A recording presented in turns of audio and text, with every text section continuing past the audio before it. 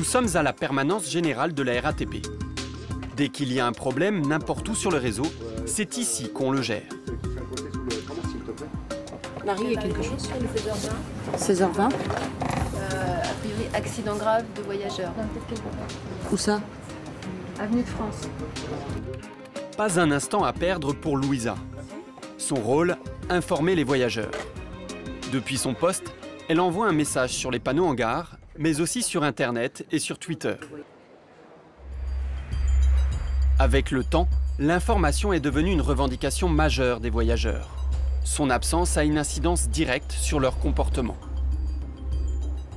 On constate qu'il y a un lien entre les dysfonctionnements sur certaines lignes et le nombre d'incivilités sur les lignes. Par exemple, quand les lignes sont surchargées, eh bien, il y a plus d'agressivité entre les usagers, éventuellement plus de malaise aussi, ou de signaux d'alarme qui sont tirés peut-être de manière abusive, mais tout ça joue. Et donc, en améliorant aussi les conditions de transport, on va résoudre aussi les incivilités en partie. Dans le métro, l'enfermement crée un stress sur les usagers. Plongés sous terre, ils sont souvent sur la défensive. Penser l'espace pour modifier le comportement des voyageurs, c'est le travail de Yoka Minagai. Exemple avec cette œuvre d'art. Oui, c'était une œuvre qu'on a mis dans la perspective. C'était un coin qui sentait pas très bon. Depuis qu'il y a cette œuvre, c'est toujours nickel, quoi. On crée du respect. Lors de la conception du métro, l'idée était de cacher la profondeur, effrayante à l'époque. Aujourd'hui, dans les stations récentes, on veut au contraire la mettre en valeur.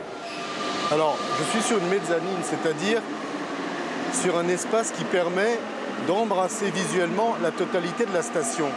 Ce qui fait que j'arrive et puis mon regard fait déjà le parcours que je fais moi-même avec mon corps quand je descends ou quand je descends avec un escalator. Et voir où il va, c'est apaisant pour l'usager. Il se sent totalement en sécurité parce qu'il anticipe le mouvement. Il n'est pas comme dans un couloir où il n'a que le bout du couloir à voir. D'autres aménagements sont pensés pour éviter les conflits entre passagers. Des portes qui s'ouvrent toujours au même endroit pour limiter les bousculades sur les quais. Des rames sans séparation pour un entassement moindre.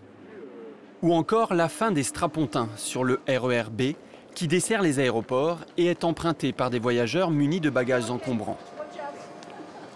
Le strapontin nécessite une sorte de consensus social où les gens savent se lever au bon moment.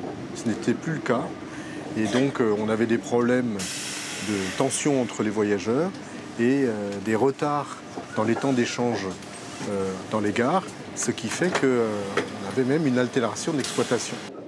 Pour faire cohabiter sans heurts 10 millions de passagers par jour sur le réseau, les infrastructures doivent être optimales.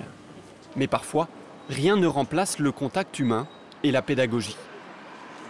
À cet arrêt de bus de Montargis, Diariata et Théophile ne sont pas des voyageurs comme les autres. Attendez, je vais la prendre, sinon je vais l'emmener dedans. Ils sont médiateurs des transports. Leur mission, veiller à ce que les trajets se déroulent dans le calme. Bonjour. Et sans incivilité. Et cela commence par une petite inspection. Je regarde s'il n'y a pas des déchets un peu partout, s'il n'y a pas de poussettes à plier au cas où. Durant le trajet, Théophile remarque 2 jeunes au fond du bus. Excuse-moi, tu peux enlever tes pieds sur le siège, ça ne dérange pas. Le deuxième. Ouais, pour éviter de salir, je te remercie. Un comportement irrespectueux du matériel, mais qui peut surtout mettre mal à l'aise les autres usagers. Pour autant, Théophile ne veut pas que sa réprimande n'entraîne trop de vexation. Donc là, vous allez où comme ça? Vous vous baladez? Alors il engage la conversation avec les 2 jeunes. Console. Call of. Bientôt, il est plus question du dernier jeu vidéo que d'incivilité. GTA, c'est pas mal, j'aime bien. Faut pas trop en abuser quand même, parce qu'après, des fois, tu sors, t'as la tête comme ça.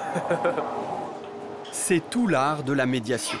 Faire preuve d'autorité sans la représenter officiellement. Certains peuvent s'attrister du recours à un tel dispositif pour faire respecter le simple savoir-vivre, mais la médiation semble être efficace. Elle se développe dans les réseaux de transport toujours plus nombreux.